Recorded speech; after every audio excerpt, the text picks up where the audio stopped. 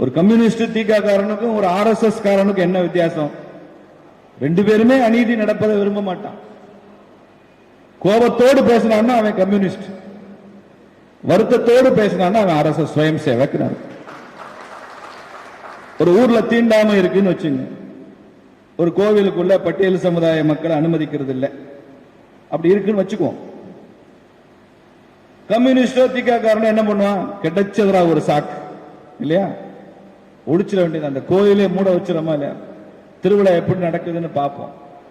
சாமிக்கு பூஜையே கிடையாது, மூடு கோயில. உரிமை இல்லை, அந்த இடத்துல எதுவும் வேண்டாம். அடிச்சு ரெண்டு பக்கமும் கோவத்தை தூண்டி விட்டு இங்க வந்து என்ன சொல்லுவான்? பாரு உன்னை கோயிலுக்குள்ள விட மாட்டேங்கிறான். அங்கிட்டு போய் என்ன ஸ்கூல் கொடுப்பான்? பாரு அவன் கோயிலுக்குள்ள நேத்து வரைக்கும் வராதவே இன்னைக்கு வரணும்ன்றான், விடாத, தூண்டி விடுவான். அதே ஊர்ல இருக்கிற ஒரு ஆர்எஸ்எஸ் இயக்கம் சுயம் சேவக் என்ன பண்ணுவான்? ஜாதியை காரணமாக காட்டி குறிப்பிட்ட சமுதாய மக்கள் கோவிலுக்குள் அனுமதிக்க கூடாது என்று சொன்னால் மிகப்பெரிய அநீதி.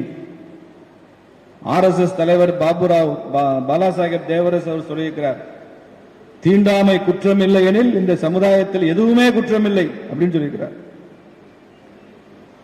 அப்ப அதை சரி செய்வது எப்படி என்பதை வருத்தத்தோடு அணுகுவான். இதை சரி செய்யணும், கோயில் பூஜை நடக்கணும், கோயில் முறைகள் நடக்கணும், இவங்க உள்ள போகணும், இவங்களுக்கு அந்த உரிமை இருக்கணும், தீண்டாமை இருக்கக்கூடாது.